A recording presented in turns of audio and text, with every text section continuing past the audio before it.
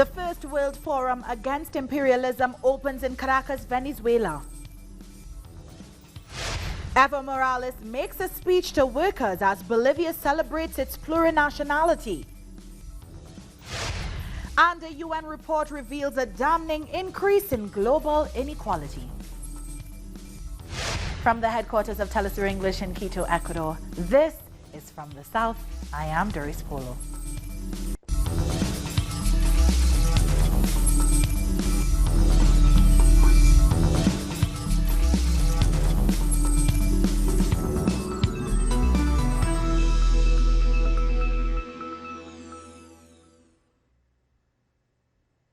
The First World Forum Against Imperialism has begun in the Venezuelan capital, Caracas. The president of the National Constituent Assembly, Diosdado Cabello, opened the proceedings. He said Venezuela is under an imperialist siege and praised the resistance of its people. Cabello also paid tribute to Iranian General Qasem Soleimani, who was recently assassinated by the United States. Bueno, en nombre de nuestro país, in the name of our country, in the name of our party, and in the name of our people, I want to formally open this international forum of free, anti-imperialist people. Whoever wants to attack us, let them, but never against the people. Long live the homeland. Long live Bolivar. Long live Fidel. Long live Soleimani. Long live Chavez. Long live Maduro. Long live the shared Latin American homeland. And long live socialism. Member of the Cuban Communist Party Central Committee, Victor Gaute, addressed the forum to condemn those who seek to divide Latin America for their own ends in full violation of international law. The aggression and violence of the attack against Venezuela damages the whole of our America and only benefits the interests of those who want to divide us in order to exert their own domination on our people. They don't care about generating conflicts with incalculable damages in this region, as those we are seeing in different places around the world. Today in Venezuela, we are deciding the sovereignty and dignity of Latin America and the Caribbean, and the people of the South. We're also deciding the survival of international law and the United Nations Charter. We're also defining whether the legitimacy of a government is decided by its people or by foreign powers around the world. Y los pueblos del sur.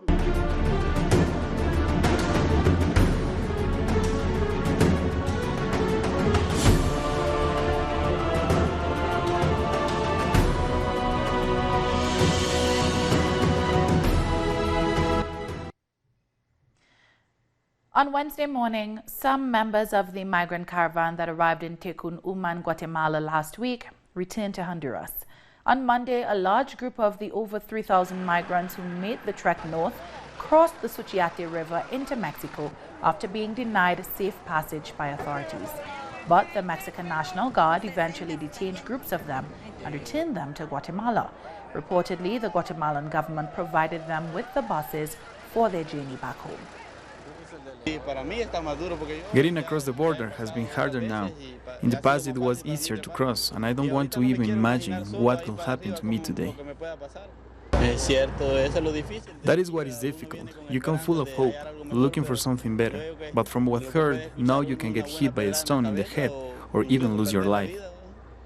However, some Honduran migrants have accepted an offer from the Mexican government to stay and work in that country, rather than head further north to the United States. I think Mexico is good. There are a lot of jobs, and it's not like Honduras where the situation is critical, where they reject you if you are too old. Mexico will be a good alternative. Close to 1,500 migrants are in Tecún, the border city between Guatemala and Mexico, waiting to see what the future holds for them. Our correspondent is there with the latest. I'm here in Tecún, outside a camp where more than 200 people have gathered to ask for refuge. In the rest of Tecún, there are close to 300 people, and another 300 are in the Casa del Migrante. The Guatemalan and Mexican governments have offered to help them return to their country of origin. However, another migrant group has said that they will insist on getting to the United States, despite the fact that Mexico has said that they will not allow them entry. Also, a group of migrants will accept Mexico's offer to stay in their country and allow them to work. Let's recall that the main reason why people migrate is due to the lack of employment and security in their own country. Some have said that even though they can't get to the US, they will stay in Mexico as they've been offered an opportunity to help their families. Meanwhile, others have decided to return to Honduras. Over 300,000 people fled Honduras last year, with most of them saying they couldn't stand the economic crisis and rampant violence. Experts agree Honduras is a prime example of the failure of capitalism and the neoliberal model pushed by Western powers. The migrant caravan started in Honduras at the end of 2017, as numbers for migration and forced displacement raised every day. There is a lot of crime, there is no work. That is why we decide to flee Honduras and look for a better future. A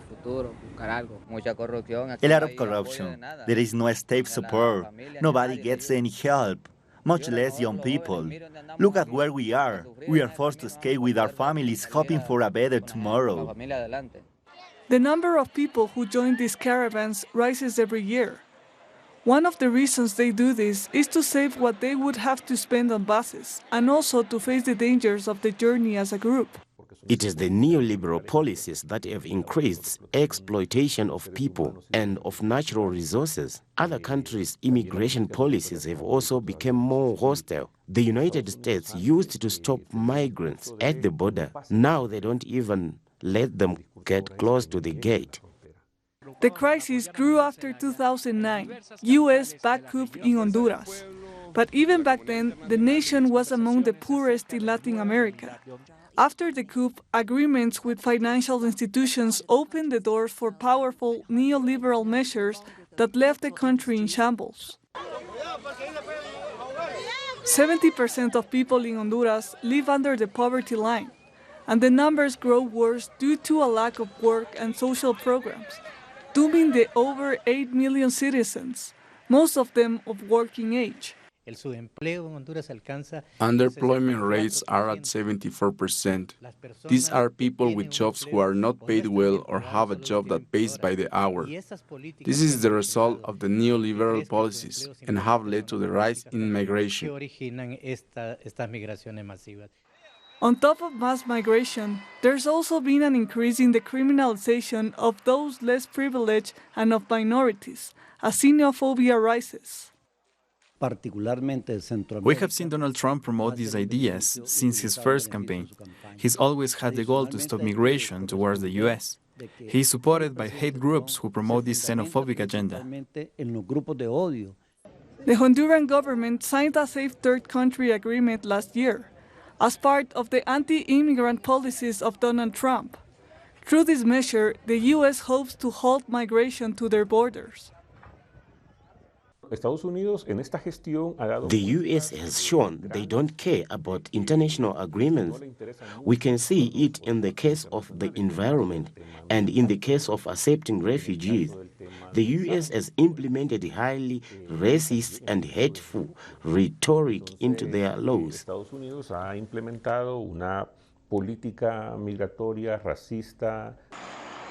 Despite the warnings and restrictions made by the U.S., over the next few days, a new migrant caravan will set off from Honduras. Still to come, tensions grow in Ecuador as the government fails to take responsibility for deadly repression of protests. We investigate in just a tick.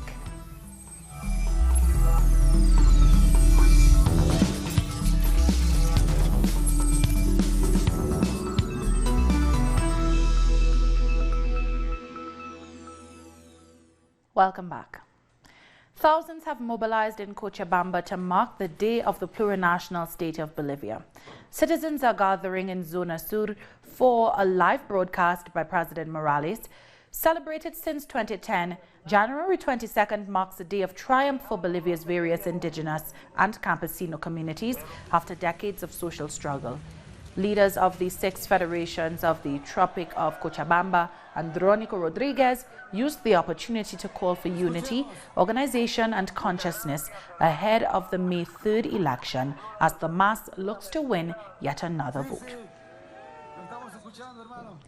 Our correspondent in La Paz, Freddy Morales, has the details. The main event in the celebration of the plurinational state of Bolivia took place in the city of Cochabamba. Taking part were thousands of countryside laborers, coca farmers from Chapare, and those from humble neighborhoods. The self-proclaimed president, Janine Áñez, gave a speech from the government palace, in which she said that economic stability, one of the greatest achievements of Evo Morales' government, was alive for 14 years, and that corruption was rampant during this period. Evo Morales also spoke from Argentina, highlighting the principal economic and social successes of his administration, including bringing thousands out of extreme poverty and reducing the number of people leaving education early. Morales said he was the first victim of the coup d'etat, but added that the real objective of the coup is to reverse the economic advances. He said, "Now they're coming for you, for your social conquests." Today, the country finds itself militarized in anticipation of protests in support of Evo Morales. That was Freddy Morales with that report. After more than 2 months since the coup against President Evo Morales, Bolivia's Legislative Assembly finally accepted the President and Vice President's resignations. Let's take a look at the details. Against all logic, a legislative minority that was part of the coup against the ousted President and Vice President tried everything in their power to prevent the Assembly from accepting their resignations. Their resignation letters are completely extemporary and untimely. Also against all logic, the majority of the Assembly members who are part of Morales' movement towards Socialism Party accepted the resignations. As Assembly members, we have functions, and one of the attributions of the Legislative Assembly is to review and debate the resignations of former authorities. As such, we have complied with regulations. The President of the Senate and leader of the MAS party provided a justification for accepting the resignations 2 months and 10 days after they were submitted and 1 day before the end of Morales' constitutional administration. We have prioritized the social stability of Bolivia and the responsibility that this assembly has with the people. President Evo was clear in his resignation. He signed it so that there would be no more deaths, so that there is peace, so that our country can see better days. Still, a group of lawmakers from the MAS party tried unsuccessfully to reject the resignations. This is a question of honor, a symbolic issue. The Bolivian people vote for Evo Morales. He won the election. And we as representatives of the Bolivian people have taken a decision to reject his resignation.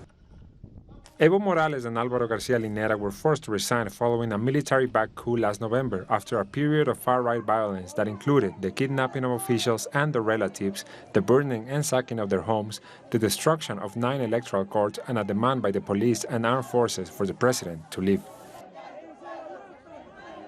Shifting gears now, Argentina's government has sent a bill to Congress aimed at restructuring the country's public debt. The government of President Alberto Fernandez hopes to restructure $1 billion worth of debt, more than half of which is held by private lenders, in order to restart the country's economy, which was left in a deep crisis by the previous administration. Upon taking office, President Fernandez inherited a public debt of about $335 billion, which is equivalent to 93% of Argentina's GDP. The situation between indigenous leaders and the Ecuadorian government has grown increasingly tense after President Lenín Moreno denied that human rights violations occurred during protests in October last year. This in spite of reports by international organizations proving otherwise. Tensions have soared after President Lenín Moreno gave an address to the nation, rejecting the impending legal action against his government for human rights violations. Several local and international organizations have documented and strongly condemned these incidents. Fellow citizens, you know I'm a peaceful person. Only a few things disturb me, and this is one of them. Ecuador has received, with great indignation, threats of legal action for the alleged abuse of protesters by law enforcement in October 2019. These very people who threaten the security and democracy of our country. Several Ecuadorian human rights organizations banded together to expose the violations that occurred in last October's protests. Still, authorities continue to deny the use of force against demonstrators. I think the statements made by the Interior Minister, the Foreign Ministry, and even by the President are out of place. They don't apply in cases where people have been persecuted. I believe citizens already know what we're demanding at the International Court of Human Rights. The International Human Rights Commission has already acknowledged human rights violations by the Ecuadorian government. It's unfair that the government refuses to accept these reports with the same enthusiasm that they had when they invited the International Commission to conduct its investigation. The government can't even admit their violent crimes. And let's be clear, it's the government's responsibility to avoid these incidents. According to Indigenous leaders, the persecution continues. There are 4 matters before the courts where 7 leaders are being persecuted, my colleague and I included. We're going to attend 6 hearings to prove what occurred, and we intend to refer to the recent reports by the UN and the IHRC. I mean, when is this going to end? The entire country was in turmoil because of the government's measures. Victims have united to sue the government for their individual cases, but more importantly, to demand justice. Still to come, Angola ups its efforts to extradite Isabela dos Santos from Portugal over corruption. Don't go anywhere.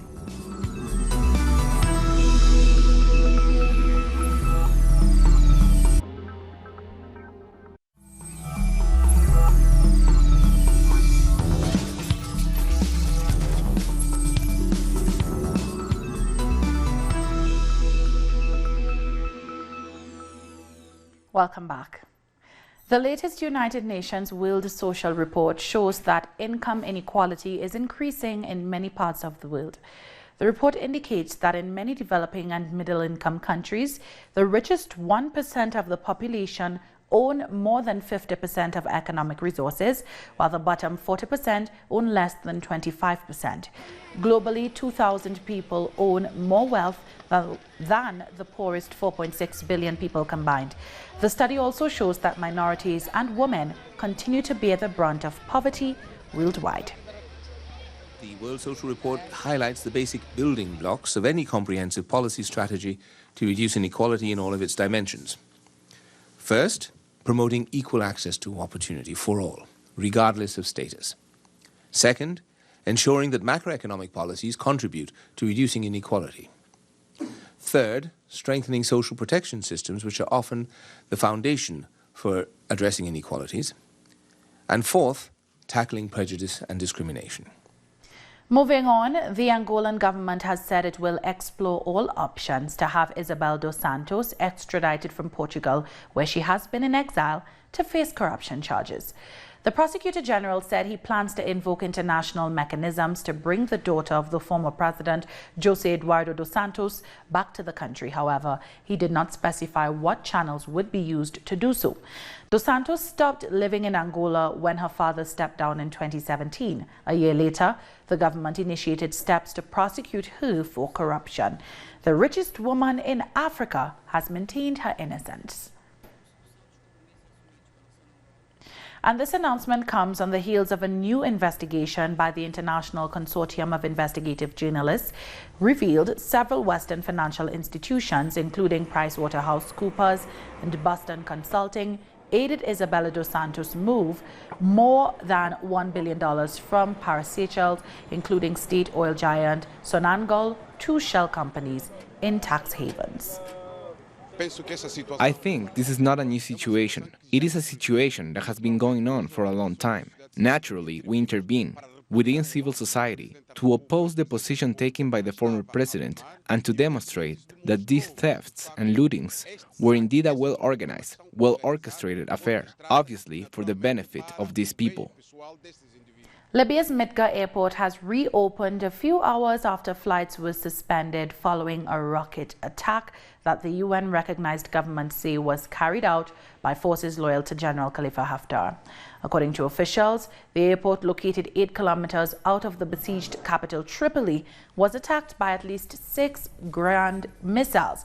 The incident is the latest breach of the Russian and Turkish brokered ceasefire. Haftar's forces have in the past accused the Tripoli-based government of using the airport to launch drone strikes.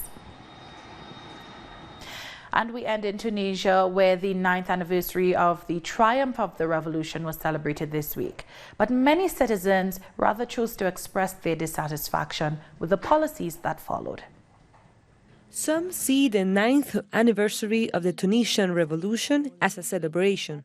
On the other hand, the families of martyrs and those wounded during the struggle said they would boycott any celebration of the revolution.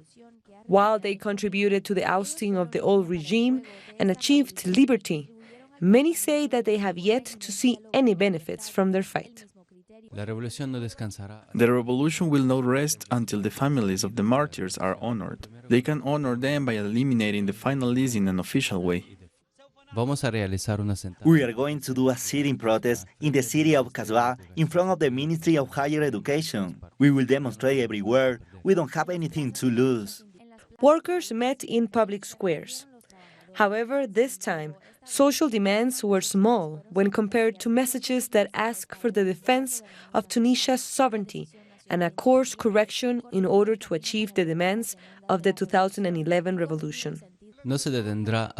We won't stop until we overthrow terrorist forces, until we overthrow Zionism, and until we overthrow those that, instead of protecting our dignity, freedom, and guaranteeing our rights, they take us to Erdogan so he can attack us. Stuck somewhere between an ousted government and a new one that has still to take shape completely, celebrations for the anniversary of the revolution were sparse. Some of the political parties who also stood away from celebrations have long pushed for deep reforms to the demands that brought forth the revolution. They have made the same choices as in the past in different ways. They have kept the powerful families in place and they have kept looting our people, liking sovereignty to abuse. We are making a call to reanalyze this political system to guarantee its functioning and the good administration of the state for the sake of democracy. And with that, we've come to the end of this news brief. You can find these and many other stories on our website at telesurenglish.net.